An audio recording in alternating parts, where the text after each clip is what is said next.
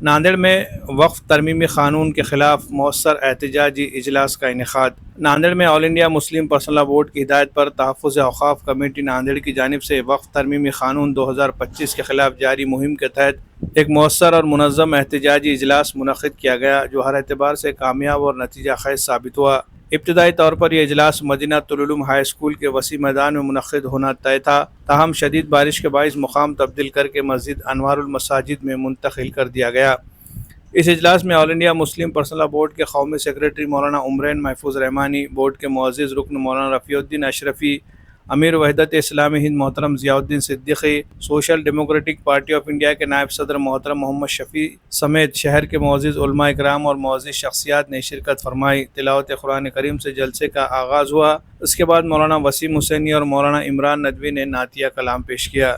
اس کے بعد ہارون نظامی نے اپنے افتتاحی کلمات میں مرکزی حکومت کی جانب سے نافذ کردہ وقف ترمیمی قانون کی تفصیلات بیان کرتے ہوئے اس کے ممکنہ نقصانات پر روشنی ڈالی اور کہا کہ All India Muslim Personal Law Board کے زیر قیادت اس قانون کے خلاف جو ملک گیر احتجاجی تحریک جاری ہے، ناندیڑ کا یہ جلسہ اس کا حصہ ہے۔ اجلاس میں بودھ بھنتے پیا بودی نے بھی خطاب کرتے ہوئے کہا کہ ملک میں RSS نظریے پر مبنی حکومت ہے، جو صرف مسلمانوں ہی نہیں بلکہ دیگر پسماندہ طبقات کے لیے بھی خطرہ ہے۔ انہوں نے بہار کی مثال پیش کرتے ہوئے کہا کہ وہاں بھی بدھ سماج کے مذہبی اداروں میں صرف بدھ افراد کی نمائندگی کے لیے جدوجہد جاری ہے۔ مولانا وقایت اللہ قاسمی نے اپنے خطاب میں وقف ترمیمی قانون کو مسلمانوں کے خلاف ایک سوچی سمجھی سازش قرار دیا اور تمام شہریوں سے اس تحریک میں شامل ہونے کی اپیل کی۔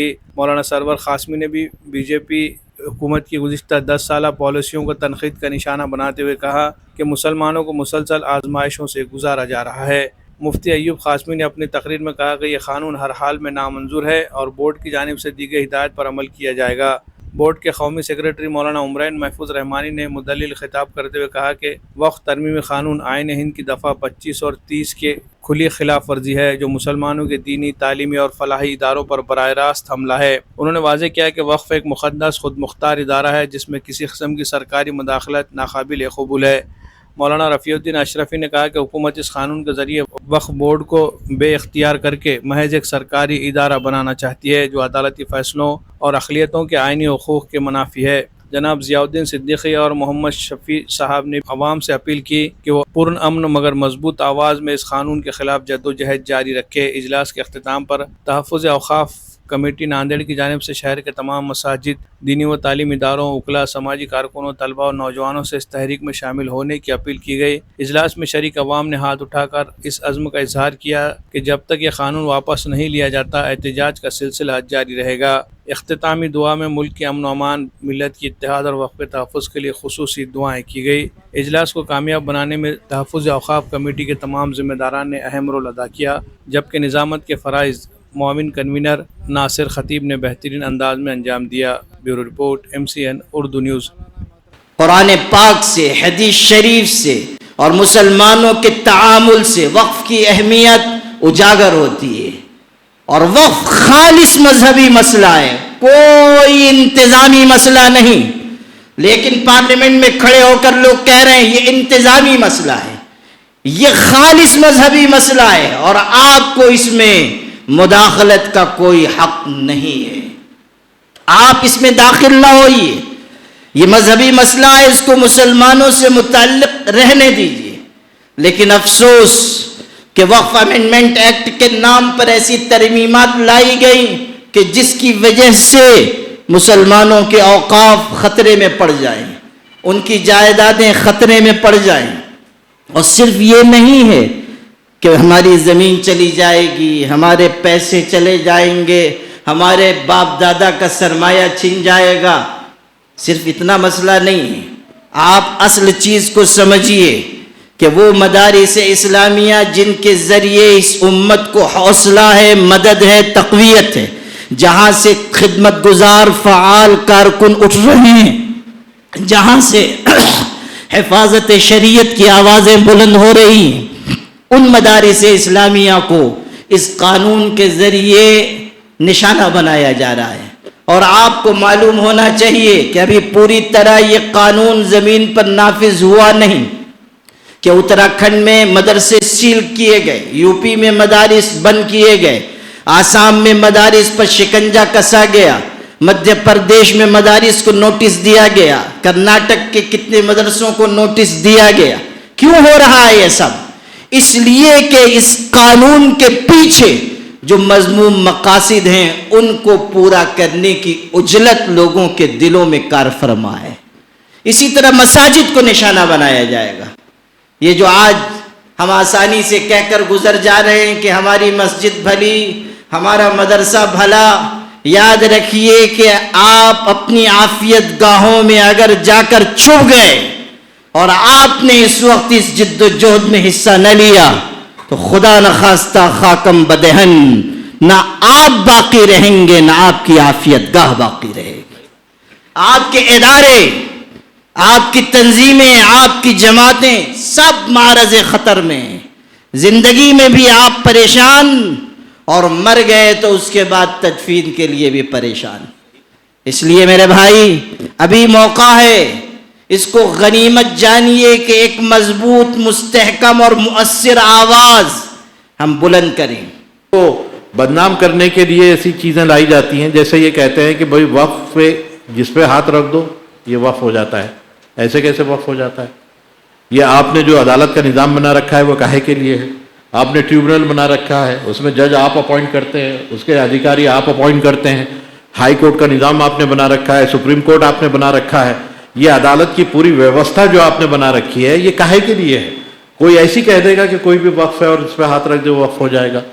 تو یہ بھی سب بیوقوف بنانے کی باتیں ہیں کہ جس پر ہاتھ رکھ دے وہ وقف ہو جائے گا. بھئی عدالت کے پروسیس سے بات ہوگی. اس میں میں صرف آپ سے یہ عرض کرنا چاہتا ہوں کہ یہ بیوقوف بنانے کا پورا بھنڈار ہے, جھوٹ بولنے والے لوگوں کا ایک بہت بڑا جو ہے ایک غلط فہمی پیدا کرنے کا جو ایک پوری سازش ہے, اور وہ غلط فہمیاں پیدا کی. جیسے مثلاً وہ کہتے ہیں کہ تمل ناڈو کے اندر ایک پورا گاؤں ہے وقف نے کہا ہے پورا گاؤں وقف کا ہے اور اس کو وقف کو دے دیا ہے. یہ جھوٹ بات ہے. پارلیمنٹ کے اندر وہاں کے ایم پی نے کہا ہے کہ یہ جھوٹ ہے اور یہ سرکار بول رہی ہے, یہ فلور کے اوپر بول رہی ہے. یہ پارلیمنٹ کے اندر جب قانون بنایا جا رہا تھا تو لوگ کہہ رہے تھے کہ وہاں کے گاؤں کو وقف بورڈ نے کہا کہ میری ملکیت ہے اور وہ اس کی ہوگی, جبکہ وہاں کے ایم پی نے خود پارلیمنٹ میں اٹھ کے کھڑے رہے کہ غلط بات. کرناٹک کے کسی عیدگاہ کے بارے میں, اس کے بازو کے ٹکڑے کے بارے میں کہا کہ اس پہ وقف نے کلیم کیا ہے اور یہ اس کو ہو گیا ہے. یہ بھی ایک جھوٹ بات ہے. وہ جگہ موجود ہی نہیں ہے وہاں پر جس کا کلیم کیا جا رہا ہے. اتنی جھوٹ بات عام کی جاتی ہے تاکہ غیر مسلموں کو برابر کروا سکے کہ وقف والے کتنے ظالم ہیں اور کس طرح سے ظلم ہو رہا ہے. اچھا, وہ کہتے ہیں کہ ہم کرپشن اس سے ختم کرنا چاہتے ہیں وقف بورڈ سے. وقف بورڈ سے جو لوگ کرپشن ختم کرنا چاہتے ہیں, ارے وہی لوگ تو ان کو اپوائنٹ کرتے ہیں. ان کے اندر ممبرز کون اپوائنٹ کرتا ہے؟ ان کے صدر کو کون اپوائنٹ کرتا ہے؟ چیئرمین کو کون اپوائنٹ کرتا ہے؟ گورنمنٹ تو کرتی ہے, گورنمنٹ نامینیٹ کرتی ہے. پہلے تو انتخاب ہوتے تھے, اب تو نامینیشن کا قانون ہے. یہ نامینیشن کے ذریعے سے جو ہے وہ چاہتے ہیں کہ وہ ان کے لوگ آئیں اور یہ کرپشن باقی رہے, کرپشن ختم نہ ہو, یہ باقی رہے. 70% پراپرٹی وقف بورڈ کی 70% پراپرٹی گورنمنٹ اور انکروچرز کے تحت قبضے میں. اس سے آگے بڑھ کر اپنی بات کہنے سے پہلے کہ ہمیں معلوم ہے جب سی اے بی آیا اور سی اے اے بنا, اس وقت میں سب لوگ خود بخود شہریت کے نام پر میدان میں آ گئے. ان کے جذبے آج بھی ٹھنڈے نہیں ہیں. وہ تمام ہمارے ان بھائیوں کے بہنوں کے جذبے آج بھی گرم ہیں, جوش ہیں. لیکن جس طریقے سے اس سرکار نے شیطانی اور بدماشی کی, عمر خالد جیسے اور صفورہ زرگر جیسے ہماری بہنوں کو, بچیوں کو, کالج کے اسٹوڈنٹس کو یو اے پی اے لگا کے بند کر دیا, تو اس بار شروع سے ہی آل انڈیا مسلم پرسنل لا بورڈ میدان میں آئی اور یہ کہا کہ تمام ہندوستان کے مسلمانوں, بھائیوں بہنوں اور تمام اس دیش سے محبت کرنے والے ہم وطن بھائیوں اور بہنوں, اب یہ ذمہ داری حق اور انصاف کو بلند کرنے کی, انصاف کو حاصل کرنے کی, मुस्लिम पर्सनल लॉ बोर्ड ने ली है और तरतीब के साथ हर हद तक इंशाअल्लाह इंसाफ के लिए जद्दोजहद करने के लिए मुस्लिम पर्सनल लॉ बोर्ड तैयार है हमारी रहनुमाई के लिए। अल्हम्दुलिल्लाह ये मकसद था जो मैं समझा हूं, क्योंकि सीए से किसानों ने सीखा, अब मुस्लिम पर्सनल लॉ बोर्ड से तमाम माइनॉरिटीज जिन पर आगे हमला होने वाला है, सिखों पर, ईसाइयों पर, बुद्धिस्टों पर, जैनियों पर और तमाम एससी एसटी के उन भाइयों पर, वो भी आइंदा इस तहरीक से सबक लेंगे इंशाअल्लाह, ये उम्मीद करता हूं। क्या जमीन रखा और क्या बेचा ये अलग विषय है, मगर ये बिल, ये कानून अब हर मुसलमान की मैयत, अगर ये बिल कंटिन्यू रहा, कानून कंटिन्यू रहा, तो हमारे तुम्हारे घर की मैयता दफनाने के लिए वो हाबिल काबिल के वक्त कैसा सिर पे लेके फिरना पड़ा, ऐसी ही मैयता लेके फिरेंगे। उस वक्त तो कौवा आके बता गया कि ऐसा कर, अब ये काले कौवे आने वाले नहीं। वो कौवे ने तो बता के गया, ये काले कौवे निकाल रहे हैं। इसलिए इससे पहले कि ये लोग तुम्हारी मैयतों को जलाने का प्लान करें, तुम इनके नापाक इरादों को जलाने के लिए घरों से निकलो, बाजार में आओ और all India Muslim personal law board के साथ रहकर दुनिया को बता दो कि बातिल से दबने वाले ऐ आसमान नहीं, हम 100 बार कर चुका है तू इम्तिहान हमारा। हमारे मुख्तलिफ अंदाज की जो चीज़ें हो रही हैं इसमें, जैसे पहले मॉब लिंचिंग हुई, फसादात हुए, गिरफ्तारियां हुई, टाटा पोटा UAPA लगाया गया, ये सारी चीज़ें लगाई जाती रही। अब उन्होंने एक नया तरीका आया और ये कि लीगल टेररिज्म जिसको हम कह सकते हैं, कानूनी दहशतवाद जिसको कह सकते हैं, कैसे क़वानीन बनाकर मुसलमानों की तहज़ीब को टारगेट किया जाए, उनके मावत खानों को टारगेट किया जाए, उनके शरई क़वानीन को टारगेट किया जाए, उनके शरई मामलात को टारगेट किया जाए, वो कोशिश कर रहे हैं। इसलिए आपने देखा कि तलाक़, ट्रिपल तलाक़ का कानून लाया गया, UCC का लाने वाले हैं, CRPC नया कानून जो BCN के मामले में आया है, या ये कि सिटीज़न एक्ट CAA का कानून जो NRC के ज़रिए से जो उन्होंने आम करने की कोशिश की, ये तमाम क़वानीन मुसलमानी की शनाख्त को मिटाने के लिए किए जा रहे हैं। और ये पूरी कोशिश वो कर रहे हैं कि किसी दर्जे में उनकी शनाख्त, यहाँ पर जो एग्रेसिव नेशनलिज्म की जो बुनियाद RSS ने डाली है, उस RSS की एग्रेसिव नेशनलिज्म की बुनियाद को ये सब क़वानीन लेकर चल रहे हैं और मुसलमानों की उस शनाख्त को मिटाने की वो पूरी कोशिश कर रहे हैं। आखिर मैं सिर्फ एक बात कहना चाहता हूँ कि देखिए, यहाँ हम तहफ़्फ़ुज़ औक़ाफ़ के बारे में जमा हुए हैं और हम कोशिश कर रहे हैं मुस्लिम पर्सनल लॉ बोर्ड के क़यादत के तहत और उनकी रहनुमाई के साथ हम लोग पूरी उम्मत में इस बेदारी को आम करने की कोशिश कर रहे हैं कि जो वफ़ का तहफ़्फ़ुज़ किया जाए, उसका तहफ़्फ़ुज़ किया जाए। और तहफ़्फ़ुज़ कैसे होता है दुनिया पर नज़र डाल के भी देखिए, कभी उस तरफ भी नज़र डालिए जो मिडल ईस्ट कहलाता है। मस्जिद अक़सा वक्फ़ है, उसकी हिफाजत हो रही है। मस्जिद उमर वक्फ़ है, उसकी हिफाजत वो लोग कर रहे हैं। मस्जिद बुराक वक्फ़ है, उसकी हिफाजत वो कर रहे हैं। और कैसी हिफाजत कर रहे हैं? अपनी जानें देकर हिफाजत कर रहे हैं। बॉम्ब गिर रहे हैं, 2 आलमी जंगों के अंदर इतनी बारूद नहीं गिराई गई जितनी बारूद गज़ा पे गिराई गई है।